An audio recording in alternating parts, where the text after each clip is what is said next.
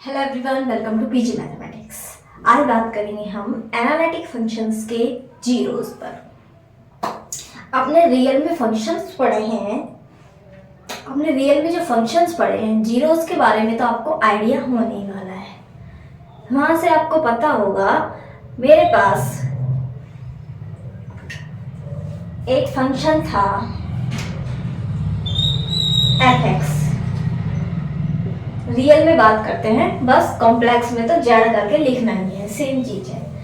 F x की value यदि zero हो जाए एट एक्स बराबर ए पे, इसका मतलब एफ ऑफ ए हमारा जीरो हो जाए, तो हम कहेंगे ए क्या है, रूट है।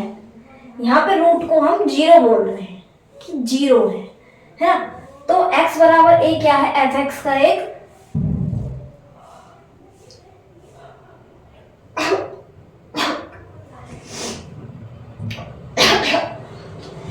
तो x बराबर a क्या है, एफ एक्स का एक रूट है ना। तो रूट को यहाँ जीरो बोल रहे हैं।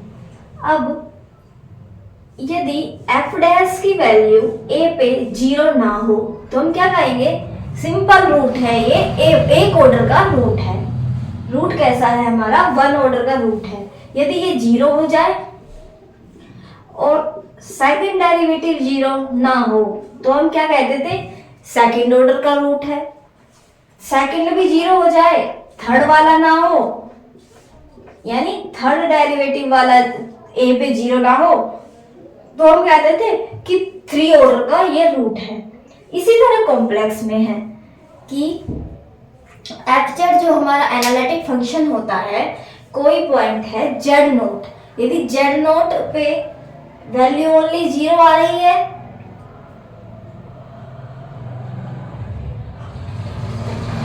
तो हमारा होता है एफ जेड की वैल्यू यदि जीरो आ रही है किस पे, जेड नोट पे, यानी एफ ऑफ जेड नोट हमारा जीरो है। F dash Z note zero नहीं है तो सिंपल जीरो है, रूट को हम यहाँ जीरो बोल रहे हैं।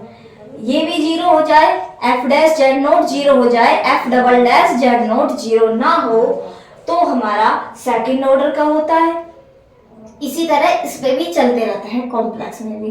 बस ध्यान रखना, जब हम जीरो बोल रहे हैं, किसी एनालिटिक फंक्शन का जीरो बोल रहे हैं, तो उसका मतलब है कि हम रूट्स पे ही बात कर रहे हैं। यहाँ पे हम एक जीरो, रियल में हम रूट्स बोलते थे किसी पॉलिनोमियल के, किसी फंक्शन के। एक होता था x minus one, x minus two बराबर जीरो है, तो भाई इसके रूट्स कितने हैं, x बराबर वन और टू, हम ऐसे बोलते हैं। लेकिन कॉम्प्लेक्स की बात करते हैं तो हम बोलते हैं कि जीरो ये इक्वेशन के इसके रूट है। यदि यही हमें एफ एक्स लिख के दिया तो एफ एक्स के रूट क्या है, ये आ गए, लेकिन एफ जेड में हम क्या बोलते हैं, जीरोस के बोलते हैं। तो ठीक है, इसे हम लिखते हैं zeros of A analytic function. Heading है हमारी zeros of A analytic function.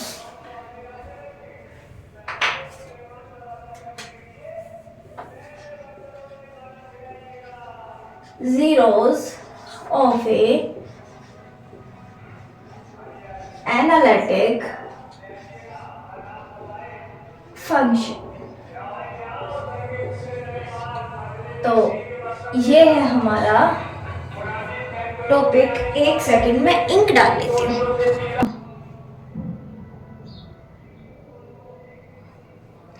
तो जीरोस ऑफ एनालिटिक फंक्शन का करने के लिए हम क्या करेंगे कि let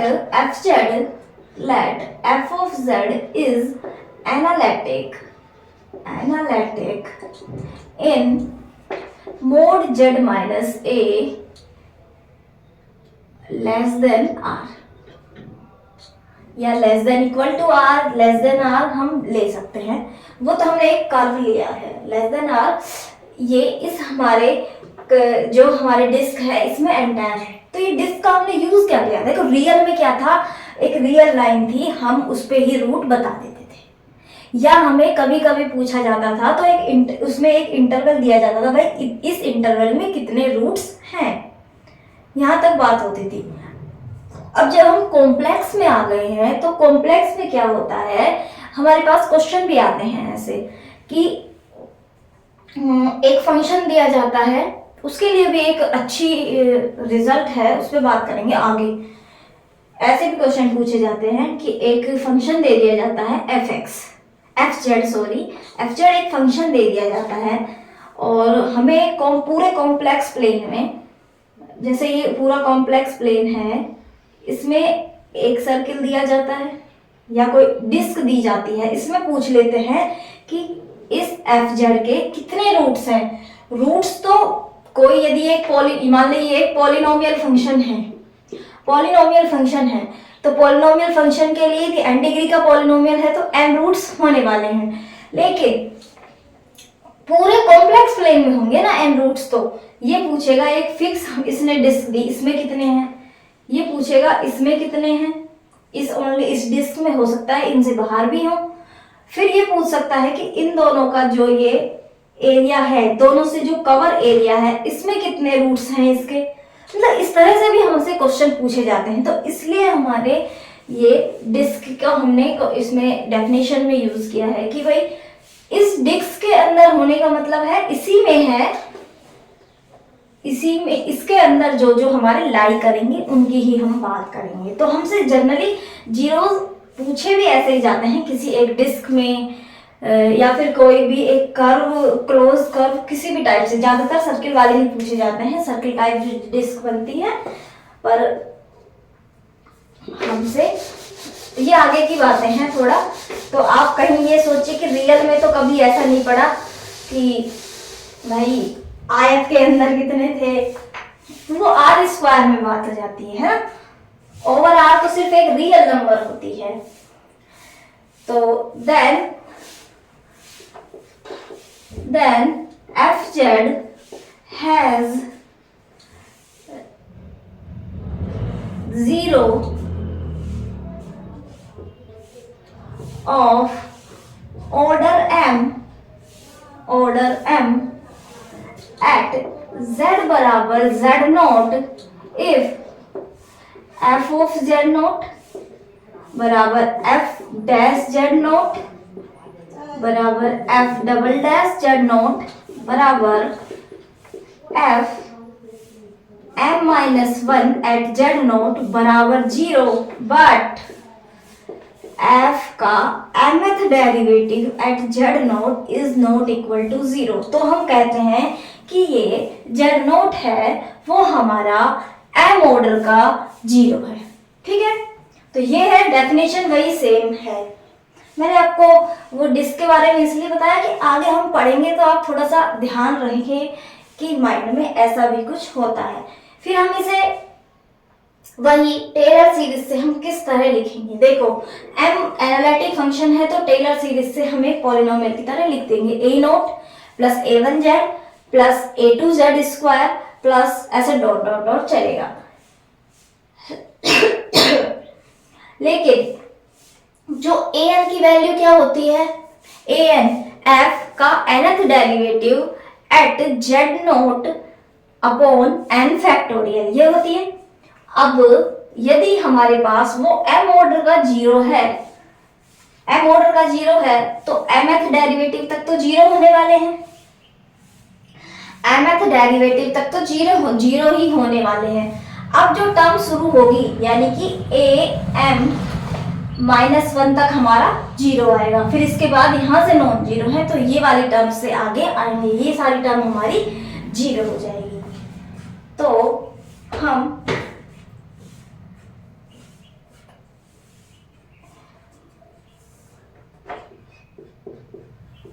टेलर सीरीज से ऐसे लिख रहे थे इसे z माइनस जेड नोट पे पावर n, लेकिन यहाँ पे an बराबर 0, जो n है वो कैसे हैं, छोटे हैं n से। जो हमारा m ऑर्डर है इससे जो हमारे n जो छोटे हैं इनके लिए 0 हो जाएगा an की वैल्यू। तो हमारे पास शुरू कहाँ से होगा, am f का mth derivative at z naught by m factorial plus am plus 1 by m plus 1 का factorial f m+1 at z naught. इस तरह से हमारी टर्म्स, ओ सॉरी मैंने क्या कर दिया, ये ध्यान में नहीं रहा।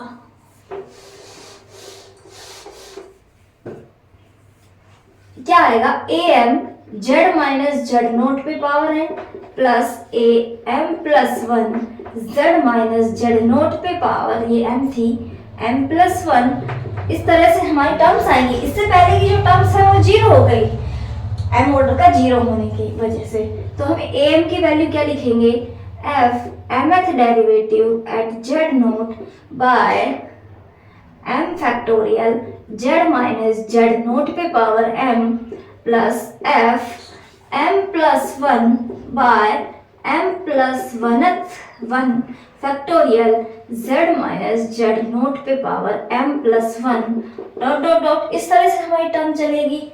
फिर हम इसमें से z माइनस जेड नोट पे पावर m को कॉमन ले लेंगे। z माइनस जेड नोट पे पावर m को कॉमन लिया, हमारे पास बना अंदर f mth derivative at z naught by m factorial plus f का m+1 derivative at z naught by m+1 factorial, और यहाँ से m पावर बाहर कॉमन गई तो z माइनस जेड नोट की एक पावर बची, और इस तरह से आगे की टर्म्स आएंगी। अब हम इस फंक्शन को नाम देंगे, इसे हम नाम दे देंगे z माइनस जेड नोट पे power m g of z, जहाँ पे g ऑफ z नोट है वो नोट इक्वल टू 0 होगा and g of z is analytic function हो जाएगा। यानी कि किसी फंक्शन एफ जेड के पास mth ऑर्डर का डेरिवेटिव है तो हम उसे इस तरह लिख देंगे z minus z, sorry root 0 है तो power m into another function g z. इस तरह से हम उसे लिख सकते हैं। तो ये है हमारा जीरोस ऑफ एनालिटिक फंक्शन का कॉन्सेप्ट। इस तरह हम इसका यूज करेंगे। तो इसके बाद एक रिजल्ट पे और बात कर लेते हैं। आप इसे नोट डाउन कर लीजिए।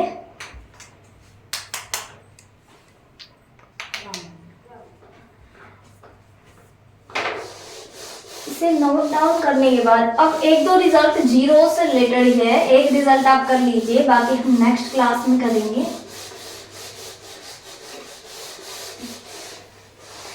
अब ये कॉम्प्लेक्स इंटीग्रेशन वाले, ये जीरोस का टॉपिक मैंने इसमें ले लिया, वरना ये सिंगुलरिटी वाले का ही टॉपिक है। मैंने सोचा इसी में करा देती हूँ, फिर जो हम सिंगुलरिटी सीधे ही पढ़ लेंगे, आपको जीरोस के बारे में पता लग गया। जीरोस हैं एक, हाँ एक इम्पोर्टेंट थ्योरम और बच रही है, identity theorem.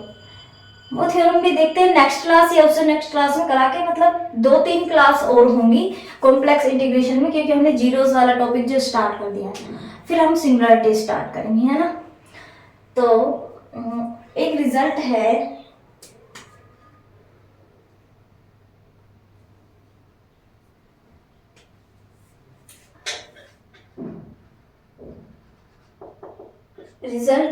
F z is continuous. F z कोई फंक्शन है कॉन्टिन्यूअस एट जेड नोट किसी पॉइंट पे एफ जेड कॉन्टिन्यूअस है and f of z naught is not equal to 0। Z naught की वैल्यू एफ ऑफ यानी f पे z naught, f z naught 0 नहीं है, नॉन जीरो वैल्यू लगता है एफ जेड हमारा।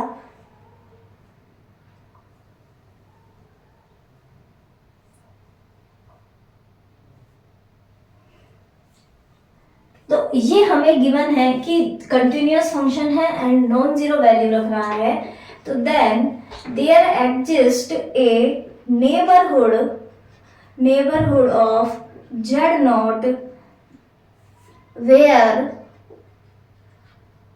F z has non zero value.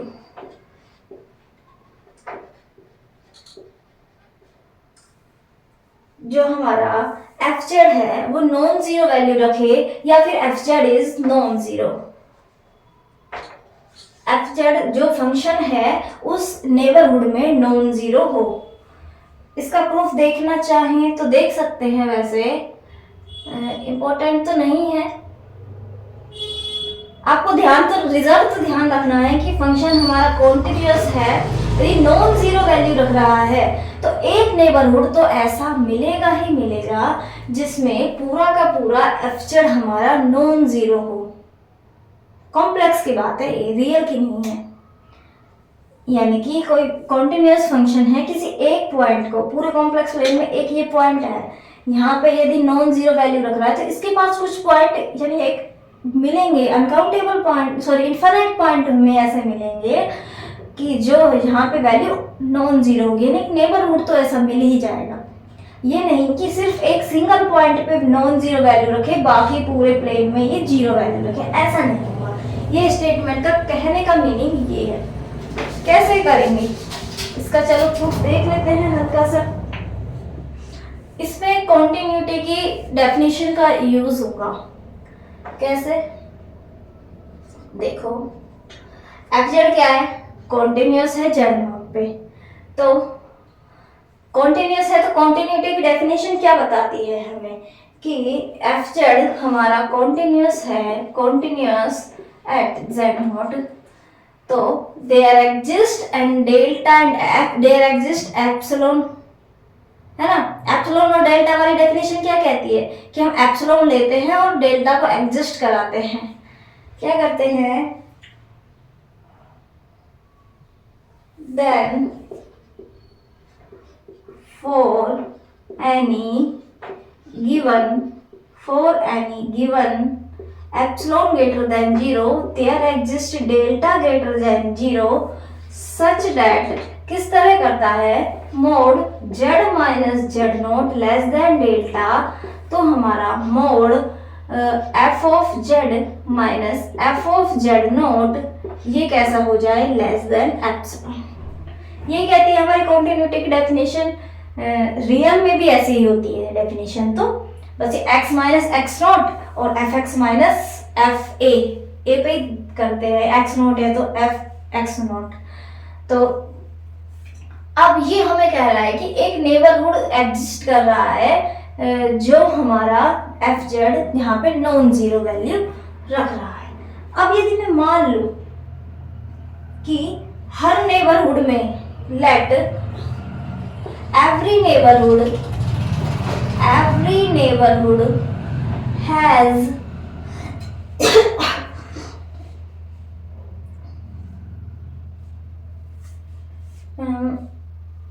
हम मान लेते हैं in every neighbourhood of z naught there exist a point. एक पॉइंट ऐसा मिलता है जहां पे हमारी एफ जेड की वैल्यू जीरो होती है हर नेबरहुड में। इसने देयर एक को एग्जिस्ट कराने की बात करी है, हमने कहा दिया कि जेड नोट के जितने भी नेबरहुड है, जेड नोट के जितने भी नेबरहुड है, सभी नेबरहुड में एक पॉइंट तो हमें ऐसा मिल रहा है कि जहां पे एफ जेड हमारा जीरो हो जाए। A point in which f z बराबर जीरो। हमने इसका उल्टा लेके चले भाई, इसने बोला कि नॉन जीरो ही मिलेगा, जीरो नहीं मिलेगा। हमने कह दिया कि हम लेके चलते हैं कि हर नेबरहुड में एक सिंगल पॉइंट ऐसा है जो हमारा जीरो वैल्यू दे रहा है। ठीक है, बात करते हैं इसकी। हमारे पास है mode F of Z minus F of z not less than है एप्सिलॉन से। ठीक है, अब जो हमारा पॉइंट है, जो एक पॉइंट है उसे हम यहाँ पुट करते हैं, तो ये value zero minus F Z not less than epsilon mode F of z not less than epsilon. ठीक है, एप्सिलॉन क्या है, for every epsilon for any given epsilon. Epsilon की वैल्यू कुछ भी हो सकती है, बस शर्त इतनी है कि वो ग्रेटर देन जीरो होनी चाहिए। अब हमें दिया गया है जेड नोट की वैल्यू नॉन जीरो है, जब जेड नोट की वैल्यू नॉन जीरो है तो mode F of z note भी नॉन जीरो होगा। Mode F of z note non zero होगा तो एफ ऑफ जेड नोट का मोड बाई 2 भी तो नॉन जीरो होगा। भाई नॉन जीरो नंबर को 2 से डिवाइड करे तो नॉन जीरो, ये मैंने मान लिया। एप्सिलॉन तो मेरी मर्जी कि मैं कुछ भी मानूं, एग्जामिनर कुछ भी दे मुझे एप्सिलॉन। तो अब इस मैंने एप्सिलॉन की वैल्यू ये मानी, क्या ये इनइक्वालिटी ठीक है? क्या ये इनइक्वालिटी ठीक आई क्या हमारे पास? आप ये कह सकते हो x छोटा है x बाई 2 से? नहीं कह सकते ना, कॉन्ट्राडिक्ट हो गई। तो यहाँ पे क्या आ गया हमारा? कॉन्ट्राडिक्शन। कॉन्ट्राडिक्शन आ गया। हमारी बात हमने गलत प्रूफ कर दी। जो हम मान के चले थे एक पॉइंट तो ऐसा मिलेगा, उसी पॉइंट को हमने यहाँ पुट किया और ये हमने गलत कर दिया बात। यानी कि जीरो वैल्यू जो ये बता रहा है कि हर नेबरहुड में एक जीरो वैल्यू मिलेगी, ये हमारी बात गलत है। तो यहाँ से हमारा कॉन्ट्राडिक्शन से प्रूफ होता है there exist a neighbourhood of z naught where f of z non zero. ये है हमारा रिजल्ट। रिजल्ट का प्रूफ करने का तरीका वही है रियल के जैसा, जो हम जैसे हमने रियल में करते थे पहले। मतलब रियल जब पढ़ते हैं तो रियल में ऐसे ही करते हैं, कॉन्ट्राडिक्शन लेके। मतलब हम जो हमें प्रूफ करना होता है उसका उल्टा लेके चलते हैं और उसी बात को हम गलत प्रूफ कर देते हैं, तो हमारा कॉन्ट्राडिक्शन आ जाता है। हमारी बात गलत हो गई तो इसका मतलब जो गिवन हमें प्रूफ करना है वो हमारा सही हो जाता है। तो आपको समझ आ गया, वो स्टेटमेंट कॉन्टिन्यूअस फंक्शन है और उस पॉइंट पे नॉन जीरो वैल्यू रखता है, तो एक नेबरहुड तो ऐसा मिलेगा जहाँ पे हमारे जो फंक्शन है पूरा का पूरा नॉन जीरो होने वाला है। ये कह रही है हमारा ये रिजल्ट। इसके आगे के वो रिजल्ट हम बाद में पढ़ेंगे नेक्स्ट क्लासेस में। ठीक है, आज के लिए इतना ही रखते हैं। मिलते हैं नेक्स्ट क्लास में कुछ और नए रिजल्ट्स के साथ। Okay, thank you.